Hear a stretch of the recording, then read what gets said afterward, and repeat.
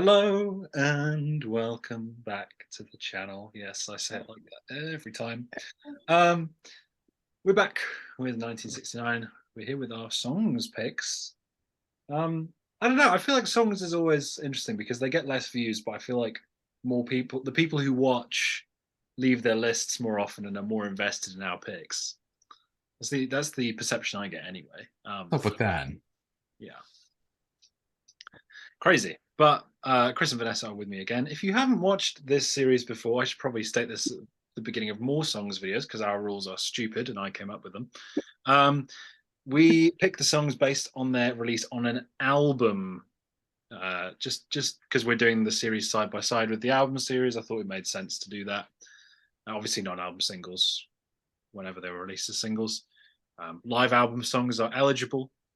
Obviously, live albums not eligible for our studio albums. Vanessa's Cat is there. And what was the other one? Yes, one per artist only. I think that's everything. I think I got everything. So, yeah, Chris, hello. Hey, how's it going? Pretty good. Yeah, we're doing great in It's 1969. your go to go first, by the way. Yeah. It's a little small talk before I jump into it, but anyway, let's jump right into it. Enough small talk. Yeah, 1969. Obviously, a lot of songs, a lot of great albums. There's a lot of great songs on said albums. So, here's quick fire five honorable mentions starting from number 15. I'm gonna hit it with I guess the Lord must be in New York City from our Lord and Savior to some of us, Harry Nilsson. Yeah, he's still kicking it. It made my top songs in that video, and I still like it a lot. So, yeah. My number 14 will be Duchess by Scott Angle, whichever you prefer. Take your pick. Yeah, sorry I can't talk more about this song or this record. I just know I liked it a lot. Um, my number 13 will be A Estos Hombres Tristes by the great Almendra, the Argentinian psych rockers. Psych rock kind of on the decline a little bit in 1969, but not in Argentina, let me tell you. Uh, all right, that was 13. Number 12. It's sorry, I don't speak Spanish. I butchered it. I know. Okay, number 12. I'm going That's the Way God Planned It by Billy Preston. And look, yes, I agree. I did steal this from Jason, but this song goes so hard. And Billy and the rest of the gang, which is everyone you've ever heard of, just shred it for the religious and atheist alike. Great song. So my number 11, the last that I again, I wish I could talk more about it. I'm going with 5446 was my number by Toots and the Maytals. Just an incredible reggae track about having to go to jail for weed, and then you get out, and then you realize someone else has your number, and just a bummer. So okay, all right, that's enough of that. Uh, the real list, yeah. So um, number 10. I'm gonna start it with I'm gonna start with Sex Machine by Sly and the Family Stone. I know. I'm going for the long instrumental here. It is so insanely funky though, and it transcends genre. It's like, it's like psychedelic soul. You could just keep the groove going all night long with this. It's so good. It's a Sex Machine. It's the only appropriate title for a song like that, and well deserved at number 10 in 1969. Number 9, I'm going with Sin City by the Flying Burrito Brothers. And yeah, I kind of wanted to pick Hot Burrito number 1, but I thought going Sex Machine into Hot Burrito number 1 would get our channel banned from YouTube. So I'm gonna stick with Sin City. But really, this album full of great tracks. This one stood out to me. I think this kind of forlorn sound just really comes through. Graham and Chris kind of playing off each other in a really great way. Sin City, it's a good one on a good record. Number 8, I'm gonna go with Shangri-La from Arthur. Yeah, hard to pick just one. I like Victoria obviously bangs. But this one is mine. This is my pick, and I love kind of the two halves to this song. There's even maybe like a third at the end, like it's kind of a different vibe altogether. But separated by the shouting chorus, and then after that, after kind of the slow first half, the drums, the bass, and brass just come in full speed, and oh man, you're in it, like you're you're in your Shangri-La, so to speak. So that's number what? That was number 8. So moving on to number 7. Oof. Okay. Number 7, I'm going with Effigy by CCR. This might be like the coolest CCR song. It's kind of unlike a lot of their other music, and I think it really, I like Fortunate Son is obviously a well-written song and a cool like protest song. I'm not trying to like take away from that, but this one is like really, really great. And Fogerty just like awesome songwriting, awesome singing. And I've forgiven them from being from San Francisco, and I think it's time everyone else do as well. It's like, they can sing about the swamps. It's okay. It's all right. We love it. Look, this song obviously about Dick Nixon, traitor in chief, and it's just some of the best like protest rock. I love the build and how it gets a little more frantic with the effigy, and the solo at the end kicks ass. It's like it kicks ass kind of in like an understated way, but it kind of knows it.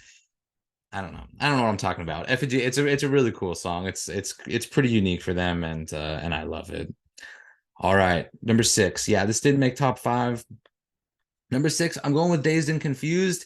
And no, I'm not dazed nor confused. I know I picked Led Zeppelin too, but let me tell you, this song takes me there. I love just like the long dramatic guitar sweeps, and it just creates this awesome sound that I've always loved. I love the like woozy breakdown with the ahs, and you just come back, John Bonham going an appropriate amount of mad. Yeah, whatever. It's my favorite Led Zeppelin song of 1969. It's great. Okay, top 5. Yeah, these are just crazy. These are crazy good. Um, number 5, I'm going with Who Knows Where the Time Goes. Um, yeah, look, did you think Sandy wasn't gonna make my top 5? I mean, she can't escape it. No. That sounded kind of threatening. I don't mean it to be threatening. Like the band had plenty of misfortune. I'm not trying to, generate more, but look, this is just a beautiful, it's sad, it's sweet, it's everything in between. And my God, just like what a beautiful voice. And it's basically perfect. Um not as perfect as these 4. Number 4, I'm going with Both Sides Now, by Joni Mitchell. And yeah, I had like notes on this song, but I watched the Newport Folk Festival version, and I like cried. I mean, I'm not even joking. It was just so beautiful. This song is absolutely perfect. You should definitely check out that version if you haven't seen it. It just came out last year. This music isn't even on Spotify anyway, so like go watch it. And I can't speak about it. I'm gonna break down. So anyway, moving on. Number 3 is gonna be 21st Century Schizoid Man. Yeah, it just storms into the record, and prepares you or what scares you. I don't know what it does exactly, but it's exciting. The unrelenting riffs, extended prog movements. I mean, look, everyone knows it, everyone loves it. You can't be too cool for this song. It's not possible.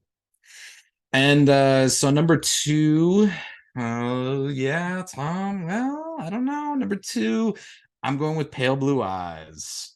Yeah, just a beautiful, devastating love song from Lou. It's more than a hint of darkness. It's like pretty obvious that they're cheating together, and maybe they were friends, or maybe they were past lovers and now they're cheating. I don't know the whole story, but look, they're probably adulterers. And I just love the line of I thought of you as everything I've had but couldn't keep. The way he delivers that, and it's just devastating. But yeah, love is fickle, but you can linger on. The blue eyes, whatever. Um, number one, number one. It's Here Comes the Sun. It's Here Comes the Sun. Yeah, yeah, I know. But look, George Harrison, here it comes, you know?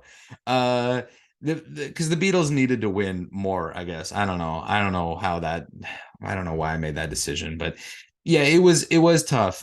You know, honestly, any of these top five, I would have been pretty happy with being number one. But this song just it's always made me happy. It continues to make me happy. It's still fun and interesting, even though I've heard it a million times. Yeah, I thought about, putting something here, but when it came to it, Here Comes the Sun just wins for me, and it's it's perfect. Here it comes. There you have it. That's 1969. Very good list. Thanks. Yeah. Yeah. I don't want to give this away already, but I guess I already am. I had no songs in common with you. So trifecta is already ruined. But that's the fun of it. More variety. Actually, you know what? Neither do I. Like in the top 10, I have my honorable Oh my mentions God. for a couple, but yeah. Go both sides now. Come on, you guys. You know. All right. Fair enough. Fair enough. Let's hear him. All right, my honorable mentions in no particular order, because at this point I'm not putting anything in order. But we've got Crosby, Stills and Nash with Marrakesh Express. Sorry, Dad. Velvet Underground, Pale Blue Eyes. Leonard Cohen, The Partisan. The Rolling Stones, Honky Tonk Women, not women. And The Stooges, Not Right. And now at number 10, I have King Crimson with Epitaph. Just love it. It's an epic closer to side one on In the Court of the Crimson King. I love Greg Lake's vocals here, and the Mellotron really goes the extra mile to make it such a beautiful song. And it's perfect in its grandiosity, and also I like the classical influence to it. I think it's really cool. And I just love that line, that lyric, "In confusion will be my epitaph." Just awesome. And it just also might be what makes Moonchild a little bit more of a letdown because it's so great. But I don't know. I gotta stop ragging on Moonchild. Number 9 is a new edition with Fare Thee Well, Miss Carousel by Townes Van Zandt. It's my most recent discovery on this list, and I find this song absolutely irresistible. I just fell in love with it. I love the contrast between the verses and the chorus, and every time the drums and the harmonica kick in on the chorus, it's just like I'm here for it. It's so great, and that harmonica bridge is perfect too. Like it's just such a great song, and it has a great melody. It was just such a great discovery for me this week. Number 8 is my Kinks pick with Some Mother's Son. It's tough to pick a favorite from this album. I agree. But I haven't been able to get this one out of my head all week. Just like the last time when we were working on 68, I had Village Green in my head. I got this one in the entire time. So that says something for their songwriting. It's just such a poignant but beautiful song about the toll that war has on people at home. Like it's when you really listen to the lyrics, they just do such a great job conveying that message in a tasteful way without being too heavy-handed, but being totally effective while making a perfect pop song. So what more could you want? Number 7 is Can't Find My Way Home by Blind Faith. Pretty well, everything about this song is perfection. Really interesting percussion from Ginger Baker, gorgeous guitar from Clapton, but I think Steve Winwood's vocals are really what is the star of the show here. Like really sells the song, and it ultimately all comes together to make a perfect song that's always made me stop and pay attention to it every time it's on. Number 6 is Up on Cripple Creek by the band. A bit of a funkier groove than you might expect from them, but I think it really works. The clavinet on this song is so cool. It's always a song that I want to sing along to every time it's on. It's just like I can't stop myself. It's irresistible, especially when that chorus hits. Number 5 is my Led Zeppelin pick, and it was a tough decision deciding between hard rocking Zeppelin and softer Zeppelin, but I opted with softer, and I'm picking Thank You. I think that this will give us a taste of this side of their sound. I really like the organ on the song, and I love the softness of Robert Plant's vocals, as well as the acoustic guitar. I think it's just a nice break on the album. It shows their softer side, but it doesn't compromise their edge. And I just think it's a great contrast to everything else on Led Zeppelin 2. Number 4 is my Flying Burrito Brothers pick. A little lower than I'd like, but it's a killer year, right? I'm going with Hot Burrito number 1. Just great. The yearning of Graham Parsons' vocals gets me every time in this song. I love how this song, it's country, but it's got like this swirly, otherworldly sound to it. Like they really bring that cosmic country thing that they were going for. I really think they nail it on this song. And it's really risen up for me over the years. Like Sin City probably would have been my pick before, but this one has become my favorite over time. Number 3 is Space Oddity by David Bowie, which is quite possibly the first David Bowie song I ever heard, but it's most definitely the first one I ever fell in love with. I don't think I could ever get sick of the song. I hear it all the time, but it never gets old for me. It literally sounds like he's floating in space. It's got a lushness to it while still conveying that sense of alienation. And I love that instrumental breakdown halfway through the song. Like, it's just so cool. Just, it gets me every time. I think it's a really cool touch. Number 2 is my Beatles pick with Something. The basic pick, but it's undeniable. Pretty impossible to say much new about it, but right from the intro, this song is special. Like you could say it has something. It's beautiful and perfect love song where all the parts come together. I love how it just ultimately builds and then falls into that tasteful solo and just sends you off. It's great. My number 1 is Sly and the Family Stone with Everyday People, which is always my number 1 for this year. I love this song. I think it has a great message of peace and equality while also being an absolute banger. It's an instant mood lifter every time I hear it. Makes me want to go for a drive on a sunny day right from the beginning of it. It's just uplifting, great vibes. It's always been one of my favorites.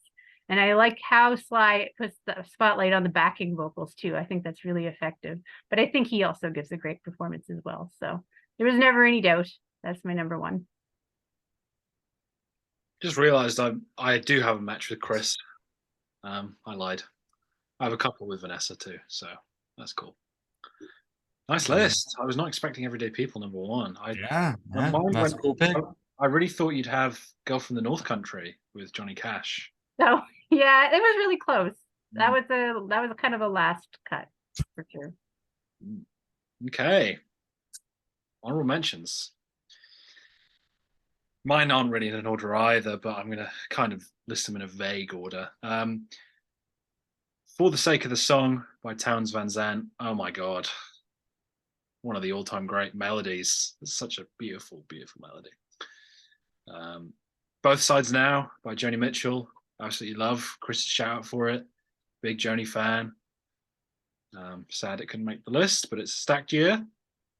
Reasons for Waiting by Jethro Tull. You got to listen to this song. It's such a tender, beautiful ballad with these lush strings. It sounds nothing like anything else they've done. It's gorgeous. Shout out Andrew real quick. Time to Get Alone by the Beach Boys. It's another honorable mention for me. Seriously, it's an amazing song. It's got incredible harmonies. It's got a really cool middle section. Main hook is awesome. 2020 is just a really fun album. Just missed an honorable mention for me. It's kind of crazy, but in a really fun way. And then my last honorable mention, I would say this is definitely number 11, is A Salty Dog by Procol Harum. Holy shit, this song is so good. The vocal performance by Gary Brooker, is that his name? Yeah, he is incredible. String section is amazing without ever overpowering the song. Live version is great as well from that one live album. But love the studio version a lot. What does make my list? Number 10. First mention of this band, which people may be surprised by, The Who with 1921. Not a massive fan of Tommy. Well, I like Tommy. I like Tommy. It's a good album. Compared to what they would do in the 70s, not as high on it. I think Who's Next and Quadrophenia are definitely better. But I've always loved this song. I love the guitar arpeggios. I love Pete Townshend's soft vocal performance. It's sort of like this sense of optimism that you, even without knowing the rest of the narrative of the album, you know that sense of optimism is about to be crushed. It's kind of like the sense, and you get all that just from his voice, which is Pretty cool considering he wasn't even the main singer. So that's pretty awesome. Number 9, first match with Vanessa, Everyday People by Sly and the Family Stone. I very nearly picked Stand just for the last 30 seconds of that song alone. I mean, holy moly. When it goes into that funk jam, it's so cool. But Everyday People I've known for much longer, got a more emotional attachment to it.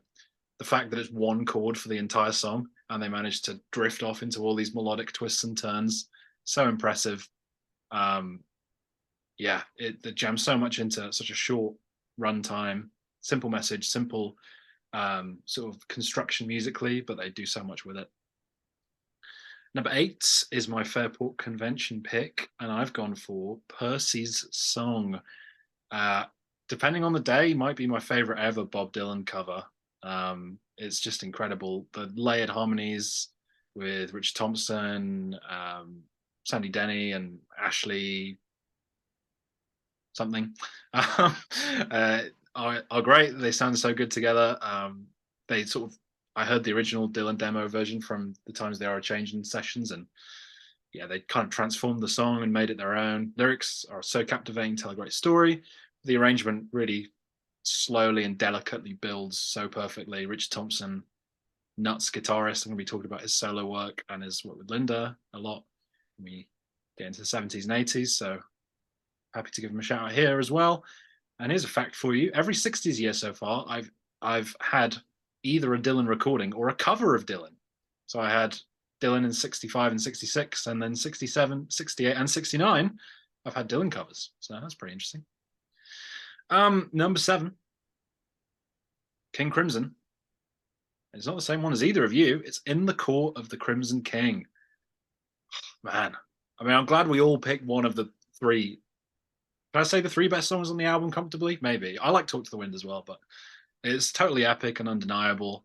From that opening drum part, coupled with the synths, just immediately sucks you in. Vocal melody is so captivating. The lyrics are so odd and they paint such a vivid picture. Surely one of the all-time great prog songs, but only number 7 in a year such as this. Number 6, Crosby, Stills and Nash with Helplessly Hoping. Oh my God. What a beautiful song. I discovered it through the 2018 film Annihilation. So relatively speaking to my musical journey, I've known this song forever, right? It's CSN were one of the first, this album was one of the first like classic rock albums I got into. It's mainly because of this song. Maybe the greatest harmonies ever put to tape. The finger-picked acoustic guitar part is so beautiful. It's kind of the complete opposite of King Crimson. It's like a beauty and simplicity, but it's just as undeniable in my opinion. Number 5 is Down on the Corner by CCR. What a fun song. Infectious pop jam. Love the intro with the guitar riff and the drums. John Fogerty's just an insane guitarist, but like Chris was saying about Effigy, that sort of simple solo, he does occasionally, instead of just shredding his mind off, he just puts in a nice little simple riff and it really complements the song really well. Lyrics are so fun, talk about this like fictional band and, you know, thumping the gut bass and the kazoo and all that stuff. Chorus is so irresistibly catchy as well, just super fun. Number 4 is my match with Chris that I just completely discounted. Pale Blue Eyes by the Velvet Underground, of course. Probably my favorite Velvet Underground song. Love Lou's soft vocal and the lovely little guitar part that runs throughout. Maybe like the softest hammer-ons you will ever hear in a song. It's pretty much not replicable, the sound of this album, and this song is the apex of that. Number 3 is a match with Vanessa, and I think an exact placement, Space Oddity by David Bowie. I mentioned Neil's rise began this year, and there would be somebody in the songs list who would also be dominating my list, and this is the man. Definitely going to be appearing a lot in the 70s. It's one of his most iconic songs. I kind of did tire of it a bit when I was really getting into Bowie, but yeah, coming back to it, I was just like, yeah, this is undeniable. The acoustic guitar sounds so good. Chorus is pure euphoria. It really is sort of like a sign of what was to come in the 70s for Bowie. My number 2 is also my Beatles pick. And I've gone for not a song from Abbey Road. I've gone for Don't Let Me Down. Because This song, I ranted about it for a long time in the Beatles songs video because I felt like it needed to be said. Very important song to me. A lot of memories attached to it. Fun one to play with friends and have done on many occasions. The way John and Paul's voices sound in harmony is incredible. George's guitar lines and little parts have never sounded any better. And then Billy Preston just going ham on top of all of it. Just awesome. Such a vibe. So simple, but so effective. And really, yeah, 1969 was probably the peak of them as a collective group of musicians. Which, considering all the rifts between them, that's pretty impressive. And my winner is Everybody Knows This Is Nowhere by Neil Young. Quite possibly my favorite Neil Young song. It's just one of those songs that comes around where you don't really know how to put it into words. There's so many feelings being felt in the space of 2.5 minutes. I feel a bit of nostalgia. I feel a bit of hopelessness, but I feel a bit of defiance as well, all at once. Neil's guitar parts are so cool. His tone on this album is, it's so good. It sounds amazing. It's so thick but warm and just a little bit fuzzy. Really cool. Song is so catchy too, such an earworm. The amount of times I'm just like walking through a train station feeling like, oh god, there are so many people here. Just get the main chorus of this song, like, yeah, everybody knows this is nowhere. It's kind of like a downbeat song in that sense, but it's just so catchy, so great. And the la la la's are so fun. And yeah, that's my song of the year. Everybody Knows This Is Nowhere by Neil Young. Nice. Yeah, I didn't predict that one. Yeah. Should have, I probably. think I struck out. Yeah. I think the only one I got right was Chris for Abbey Road of both videos. Oh yeah. So thank you very much for watching. Stay tuned. This time next week, you'll hopefully be joining us for our 60s recap. That's gonna be really exciting. I'm actually really excited to film it in like 5 minutes. Yeah, hopefully you enjoyed this video, and hopefully you're looking forward to the 70s. We'd love to see some songs lists down below. Let us know which song you prefer. Are you a Here Comes the Sun person? Everyday People Tickle Your Pickle, or Everybody Knows This Is Nowhere? It's 2 everybody songs this year. So yeah. And Chris has got a Here song and I got a Nowhere song. It's like places, right? Yeah. Everybody, people. So many connections between these songs. So good. So yeah, thanks for watching, and hopefully we'll catch you soon.